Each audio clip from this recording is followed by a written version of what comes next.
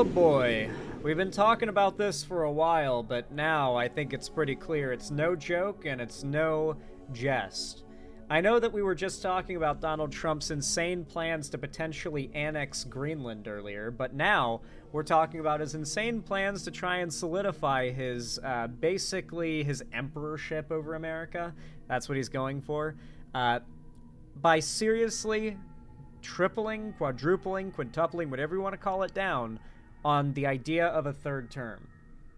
That's right, Donald Trump is now openly saying that he plans to run for a third term.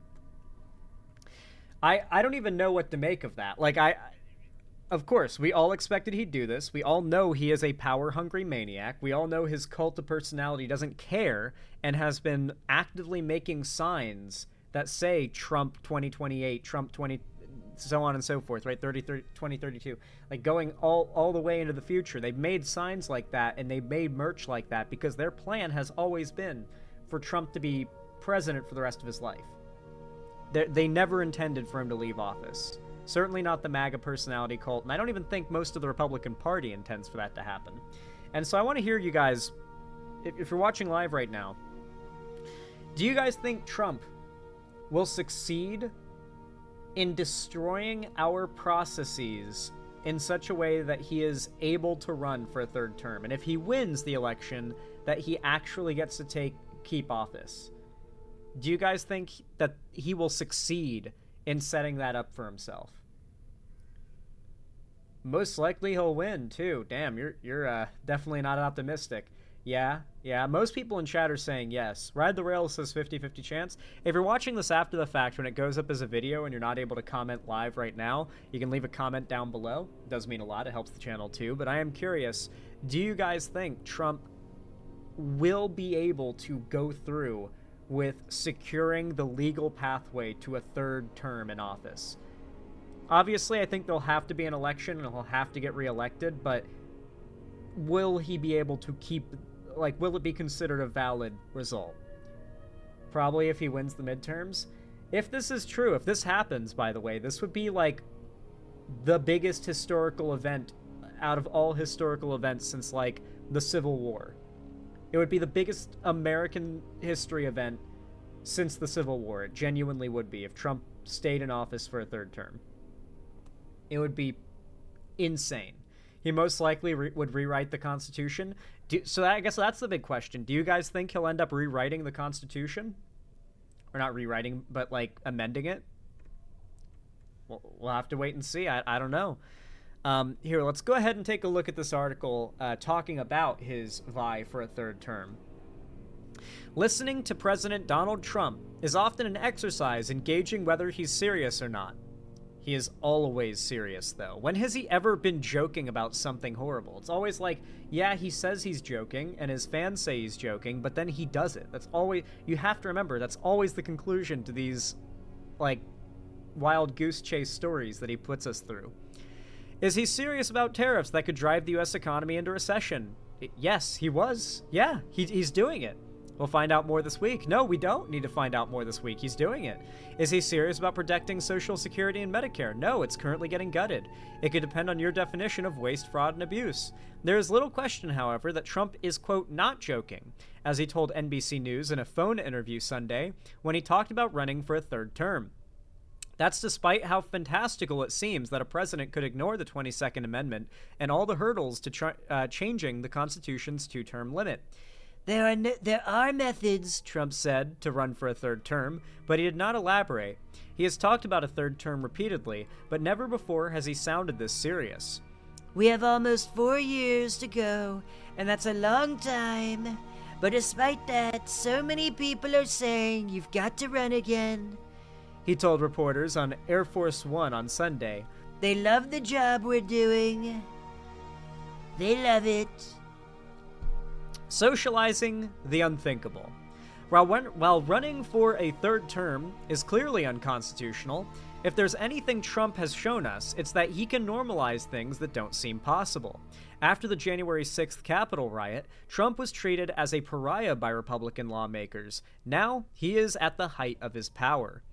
Don't underestimate Donald Trump's willingness not only to socialize the unthinkable in American politics, but to actually act on it. Thank you, said Susan Glasser, the New Yorker writer and author of the new book documenting Russian President Vladimir Putin's rise, appearing on CNN's Inside Politics.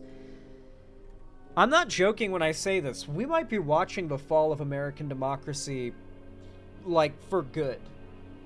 If American democracy is destroyed by Trump and the Republicans, it's probably never coming back. Like, ever. Like, America just becomes like Russia, but also holds the most powerful position on the planet, which is a terrifying thought for the whole rest of the world, much less those that already live in America. Once democracy dies, America dies with it. I think there'll still be America for quite some time before, after democracy dies. But if you mean the thought of America, the idea, the spirit of America, yeah, that'll be dead. That's long dead at this point, I think. Trump and Elon gutted free school lunches and killed SNAP, dismantling the Department of Education. Yep.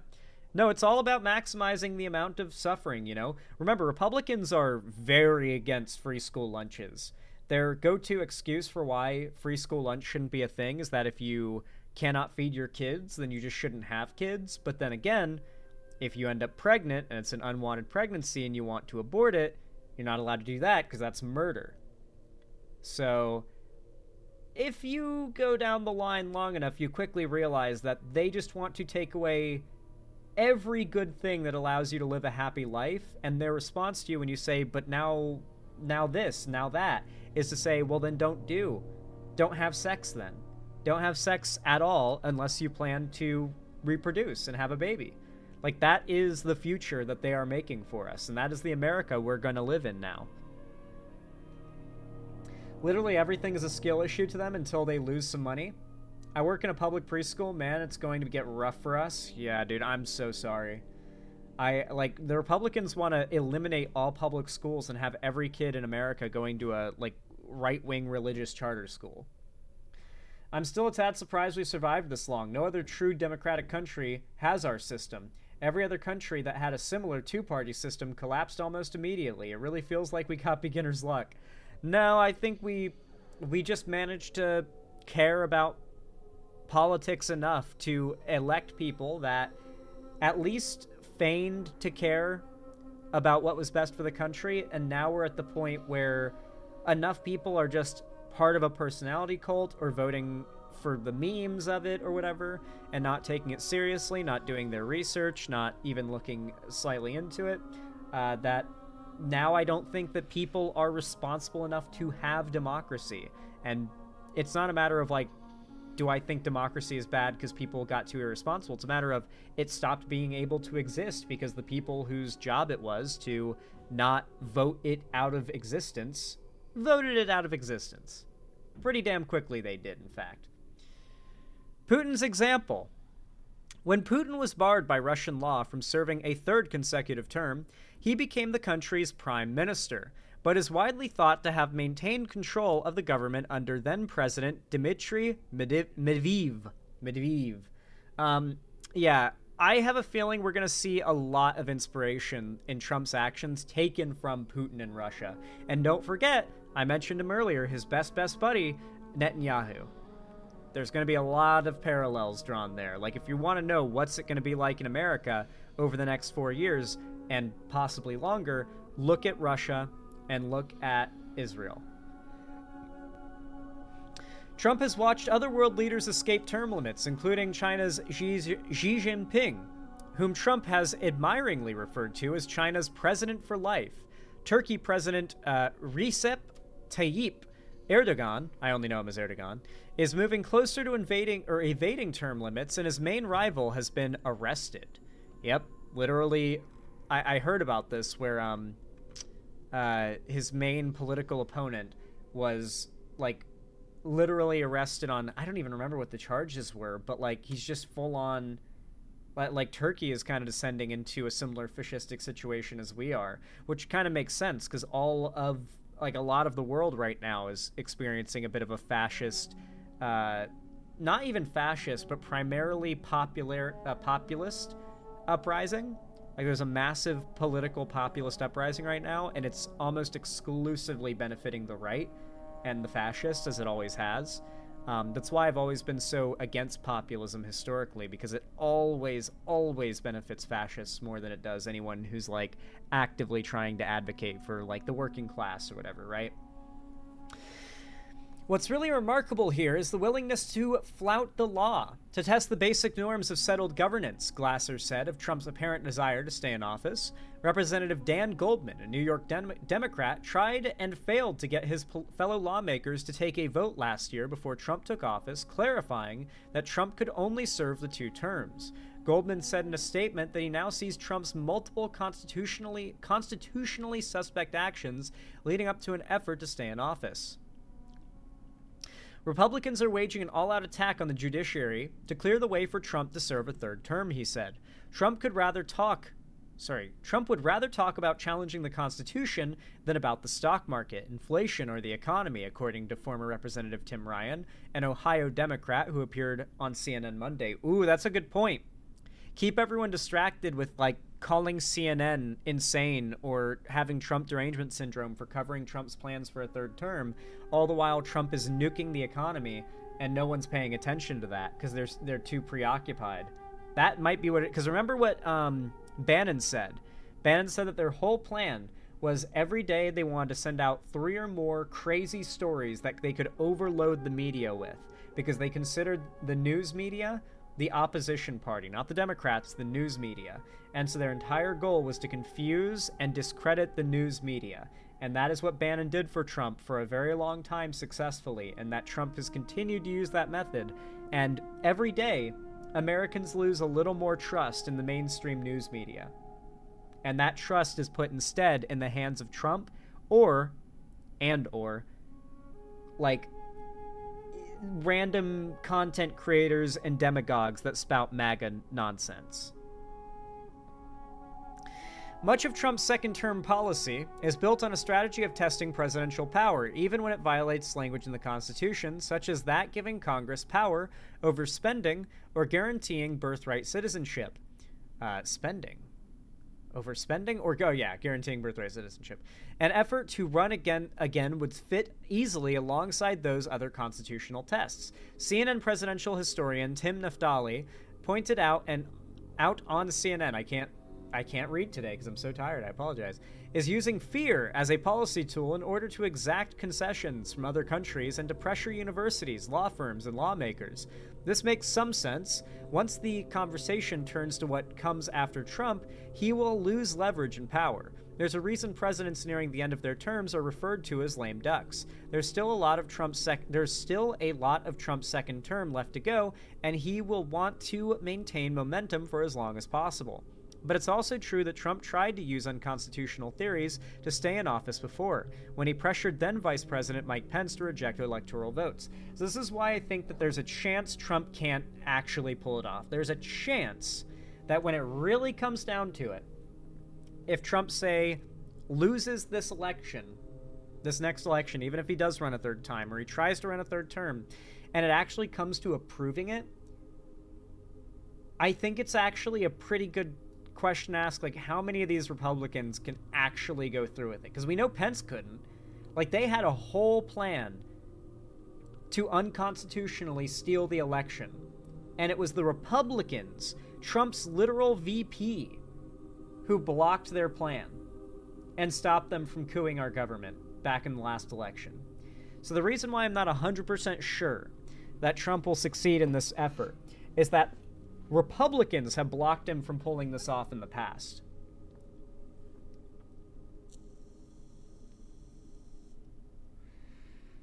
So yeah, we'll have to see how it goes. We're doomed? I don't know if we're doomed. We're working on it. Trump is not the only person talking about a 3rd term. Stephen Bannon, an early Trump acolyte who worked as a chief strategist in Trump's 1st term and then served months in prison for refusing to testify before the House January 6th committee, has said there is active consideration about how to make a 3rd Trump term happen.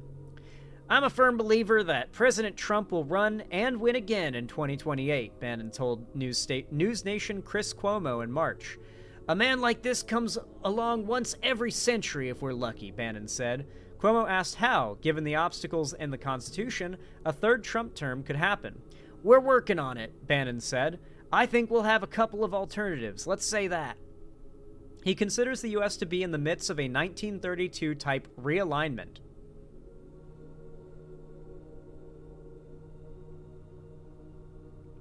I agree. A reference to the I think it's not a reference to Nazi Germany, but you know, I don't know. I think it reminds me of 1930s quite a bit too. There is a bit of a 1930s type realignment happening right now. Maybe not American 1930s, but I can think of a country who is doing some similar stuff to this in the 1930s. A reference to the outset of the New Deal and FDR's creation of the administrative state that Bannon and Trump are trying to dismantle. Bannon did not respond to a request for updates Monday on what these alternatives might be. Meanwhile, there has already been quite a bit of conjecture about how a president might try to stay in office. Here are some of the ideas, all of which have major flaws. Flawed idea number 1. Reinterpret the 22nd Amendment. We've written before that the 22nd Amendment is quite clear. Without restating that entire argument, simply look at the first line of the amendment, which reads, "No person shall be elected to the office of the president more than twice." Changing that amendment would be nearly impossible, requiring 38 states to agree. President Trump doesn't have the constitutional cards, Naftali said. Bannon is among those looking to poke holes in the relatively simple language, arguing perhaps it should not apply to Trump since he did not serve consecutive terms, though there's no such exemption in the amendment. Yeah, they're going to try everything possible to pretend like it says something it doesn't. I love how clearly worded it is, too. No person shall be elected to the office of president more than twice. They just straight up, like, they worded it as simple. It's like someone trying to make a wish to a genie and really trying to make sure it doesn't backfire on them. Like, short, simple, straight to the point, and impossible to misunderstand.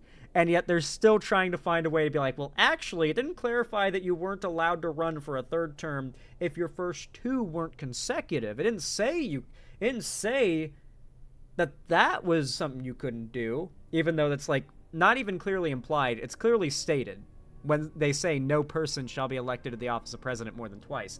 That does not imply in any way that you can run more than twice if the terms weren't consecutive. Do you really think if Trump had served 2 consecutive terms, they wouldn't have been arguing some other excuse for why Trump gets to serve a third term, by the way? Obviously.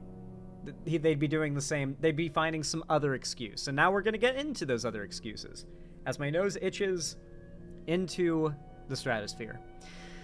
Here's the other flawed idea. Have Trump ascend from the vice presidency.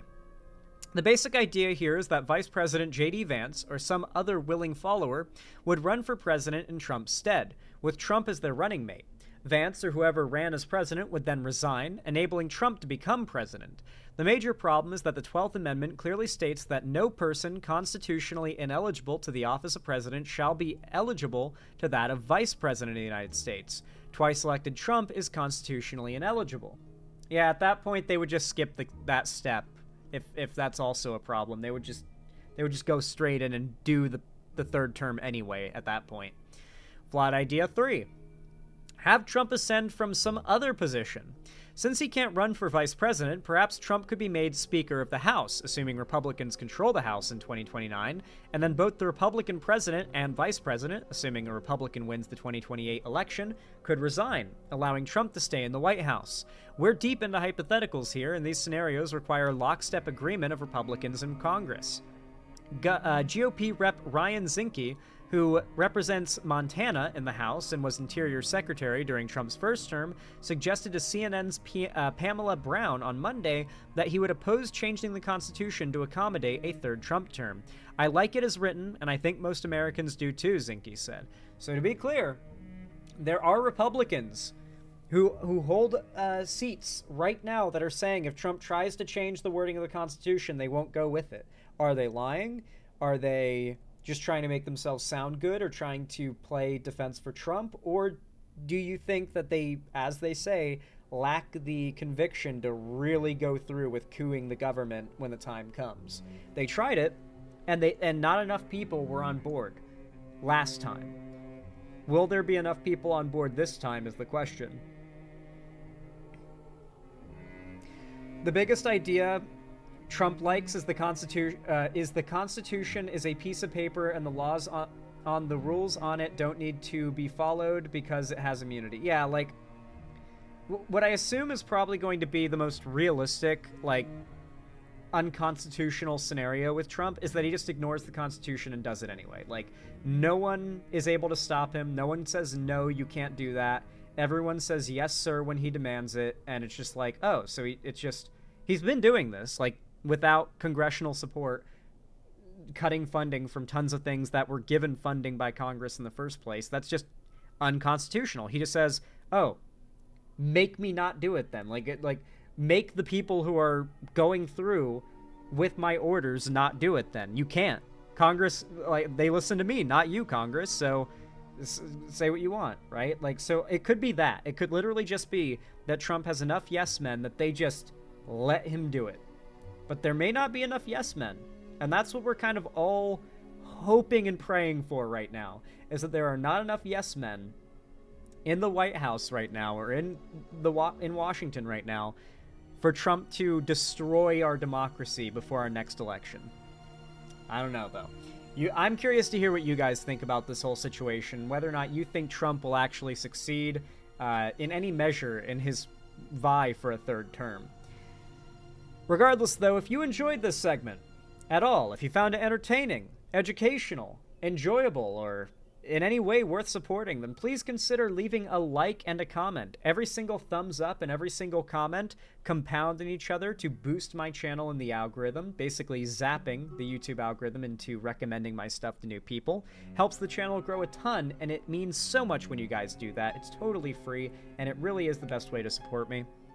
But of course, if you want to see more from me on, not on other platforms, but on YouTube, make sure you hit the subscribe button and ring the bell icon to turn on all notifications so that YouTube actually tells you when I go live or upload new videos in the future, because if you don't, I assure you they won't.